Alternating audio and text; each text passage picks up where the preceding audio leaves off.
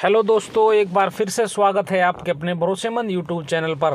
पूर्व रिटायर्ड सैनिकों की पेंशन बढ़ोतरी को लेकर बड़ी खुशखबरी। सिपाही से लेकर लेफ्टिनेंट कर्नल तक की रैंक के कर्मचारी की पेंशन में बड़ा बदलाव। देश भर के लाखों पेंशन धारकों की पेंशन में हर 5 साल में बढ़ोतरी का ऐलान। पेंशन में दोगुनी बढ़ोतरी। आज का दिन पेंशन धारकों के लिए लेकर आए ढेर सारी खुशियां। पेंशन एरियर के साथ 18 माह बकाया एरियर भुगतान की काफी लंबे समय से चली आ रही मांग पर बड़ा फैसला। कर्मचारी संघ में पेंशन भोगी मंच के लगातार दबाव के चलते मांगों को लेकर दिलचस्प अपडेट।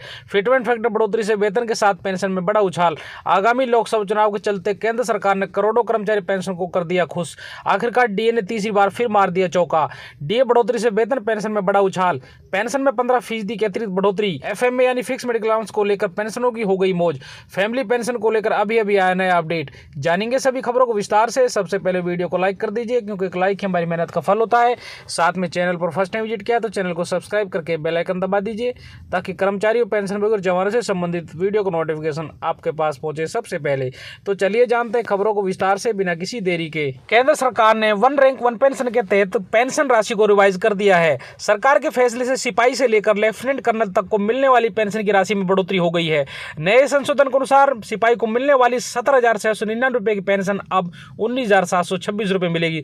सरकार के फैसले से सेना से जुड़े 25 लाख से अधिक लोगों को फायदा पहुंचने वाला है। केंद्र सरकार ने वन रैंक वन पेंशन में संशोधन करते हुए पेंशन राशि की बढ़ोतरी को मंजूरी दे दी है। संशोधित पेंशन 1 जुलाई 2019 से लागू की गई है। सरकार के इस फैसले से सेना से जुड़े 25 लाख लोगों को सीधा फायदा पहुंचने वाला है, जबकि विकलांग जवानों और सरहद पर शहीद हुए जवानों की विधवाओं को फायदा मिलेगा। सरकार ने साफ किया कि पेंशन रिवाइज दरें उन सभी पूर्व सैन्य कर्मियों पर लागू होंगी जो 1 जुलाई 2014 के बाद रिटायर हुए हैं। वहीं जिन सैनिकों ने 1 जुलाई 2014 के बाद स्वेच्छा से सेवानिवृत्ति ली है, उन्हें रिवाइज दरों का फायदा नहीं मिलेगा। पेंशन रिवाइज करने से सरकार को 8500 करोड़ रुपए का अतिरिक्त बोझ पड़ेगा। केंद्र सरकार के अनुसार वन रैंक वन पेंशन की रिवाइज पेंशन दरों का फायदा सिपाही रैंक के साथ ही नायक हवलदार, naib subedar, subedar major, major lieutenant colonel, colonel brigadier, major general, lieutenant general rank के अफसरों को होने वाला है। इन सभी को 1 जुलाई 2019 से लेकर 30 जून 2022 तक का बकाया एरियर की राशि भी दी जाएगी। पेंशन रिवाइज होने के बाद सिपाही को 19,726 रुपये पेंशन मिलेगी, जो पहले 17,699 रुपये थी। उसके साथ ही बकाया राशि 87,000 रुपये का भुगतान भी किया जाएगा। वहीं लेफ्टिनेंट जनरल को 1,12,050 रुपये पेंशन मिलेगी, जो पहले 1,01,515 रुपये थी। इसके साथ ही बकाया राशि 4,32,000 रुपये एरियर के रूप में मिलेंगे। इसी तरह अन्य रैंक पर भी रिवाइज पेंशन लागू होगी और बकाया राशि मिलेगी। रेलवे पेंशन धारकों को लेकर बड़ी खुशखबरी आ चुकी है। रेलवे पेंशनरों के लिए अच्छी खबर है।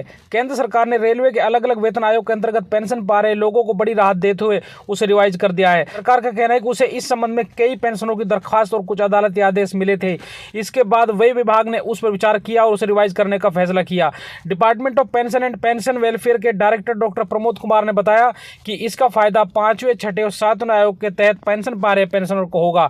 आदेश के मुताबिक नौकरी पूरी कर चुके रिटायर्ड लोग और फैमिली पेंशन पाने वाले इस दायरे के अंदर आएंगे। डॉक्टर कुमार के मुताबिक 1 जनवरी 1996, 1 जनवरी 2006 और 1 जनवरी 2016 के बाद पेंशन और फैमिली पेंशन पा रहे लोगों को पेंशन रिवाइज की जाएगी। कुछ ऐसे मामले हैं जहां कंपल्सरी रिटायरमेंट पेंशन या कंपेंसेट अलाउंस उस दर पर दिया गया हो जो पूरी पेंशन से कम हो, वहां इसे अनुपातिक रिवीजन के तहत लागू किया जाएगा। फैमिली पेंशन रकम में कोई कमी नहीं की जाएगी। देश में करीब 15 लाख रेल पेंशन भोगी हैं। इसके साथ ही रेल मंत्रालय ने पेंशन भोगियों की पेंशन और पेंशन भोगी कल्याण विभाग के अधिकार क्षेत्र में लाने के प्रस्ताव को मंजूरी दे दी है।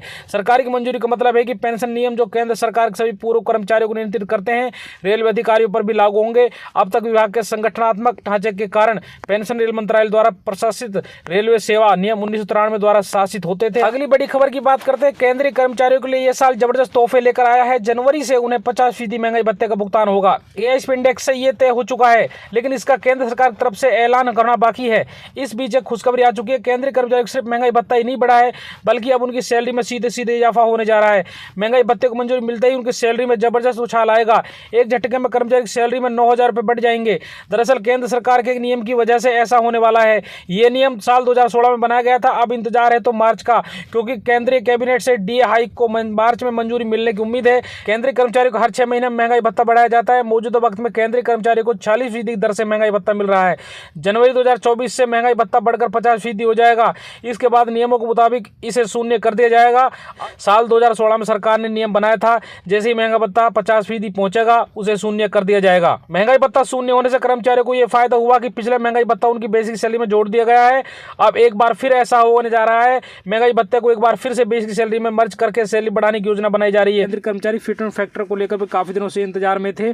कर्मचारियों को फिटमेंट फैक्टर का तोहफा भी जल्द मिल सकता है। लंबे समय से इसकी मांग की जा रही है। अब इस साल इसमें इजाफा होने की चर्चाएं हैं। अगर ऐसा हुआ तो सैलरी में बड़ा उछाल देखने को मिलेगा। 7वें वेतन आयोग के तहत फिटमेंट फैक्टर में इजाफे से केंद्रीय कर्मचारी की बेसिक सैलरी 8860 रुपये का इजाफा देखने को मिलेगा। ये इजाफा डीए हाइक के बाद मिल सकता है। फिलहाल फिटमेंट फैक्टर 2.57 गुना है। आने वाले दिनों में इसे 3.68 गुना होने की संभावना है। ऐसा होता है तो लेवल 3 पर बेसिक सैलरी 18,000 रुपये से बढ़कर 26,000 रुपये हो जाएगी। सीधे तौर पर कर्मचारी की सैलरी में 8,000 रुपये की न्यूनतम वेतन बढ़ोतरी देखने को मिलेगी। साथ ही इससे डीए के भुगतान पर भी असर देखने को मिलेगा। केंद्रीय कर्मचारियों के लिए अच्छी खबर है। लंबे समय के बाद में 18 महीने के डीए एरियर पर बड़ा अपडेट आ चुका है। मीडिया रिपोर्ट्स के मुताबिक सरकार जल्दी कर्मचारी खाते में 18 महीने के डीए एरियर के पैसे ट्रांसफर करने जा रही है। सरकार ने लोकसभा में 18 महीने के डीए एरियर के बारे में जानकारी दी थी।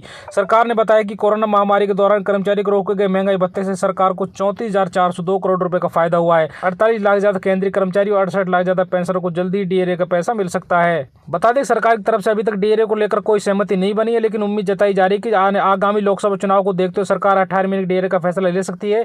सरकार ने महंगाई भत्ते की 3 किस्तें रोक दी थी। साल 2021 में इसे जून महीने में बहाल कर दिया गया था। पेंशनर के लिए सबसे बड़ी खुशखबरी, दुगनी हो जाएगी मिलने वाली पेंशन। देश भर के लाखों पेंशनर के लिए एक बड़ी खुशखबरी है। दरअसल सरकारी कर्मचारियों की पेंशन में जल्दी इजाफा होने जा रहा है। सरकार पेंशन की लिमिट को बढ़ाने की तैयारी में है, जिसके बाद अब सरकारी कर्मचारी की पेंशन दुगनी हो जाएगी। फिलहाल इस मामले पर सुप्रीम कोर्ट में सुनवाई चल रही है। अगर सरकार ये फैसला कर लेती है तो फिर इसकी सैलरी चाहे जितनी भी हो, लेकिन इसकी पेंशन की कैलकुलेशन 15,000 रुपये पर ही की जाएगी। ईपीएफओ की इस वेतन सीमा को खत्म करने का मामला चल रहा है। इसके साथ ही ईपीएफओ में पेंशन कैलकुलेशन पिछली सैलरी यानी हाई सैलरी पाने वाले लोगों पर भी की जा सकती है। ईपीएफओ के इस फैसले के बाद कर्मचारियों को मिलने वाली पेंशन में बम्पर इजाफा हो जाएगा, जिसके बाद पेंशनर को ज्यादा पेंशन का फायदा दिया जा सकेगा। आगे बात करते हैं केंद्रीय कर्मचारियों को नए साल की पहली छमाही यानी जनवरी जून की अवधि के लिए महंगाई भत्ते का इंतजार है। इसी बीच पश्चिम बंगाल की सरकार ने 1 जनवरी 2024 से अपने कर्मचारी के भत्ते को बढ़ा दिया है। वैसे तो पश्चिम बंगाल की मुख्यमंत्री ममता बनर्जी ने डीए बढ़ोतरी का ऐलान दिसंबर में ही कर दिया था, लेकिन अब सरकार ने नोटिफिकेशन जारी कर दिया है।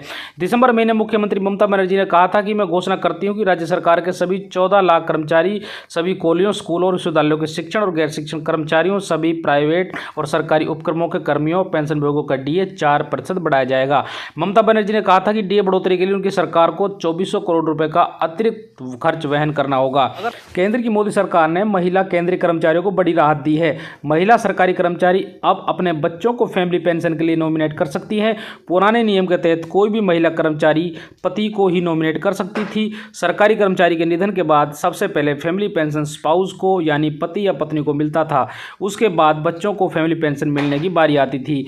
कार्मिक लोक शिकायत एवं पेंशन मंत्रालय ने बताया कि सीसीएस रूल्स 2021 के नियम 50 के सब रूल 9 के मौजूदा प्रावधान के मुताबिक यदि किसी मृत सरकारी कर्मचारी पेंशनभोगी के पति पत्नी परिवार में है तो पहले पति या पत्नी को पारिवारिक पेंशन दी जाती थी। मृतक सरकारी कर्मचारी पेंशनभोगी के पति या पत्नी पारिवारिक पेंशन के लिए अपात्र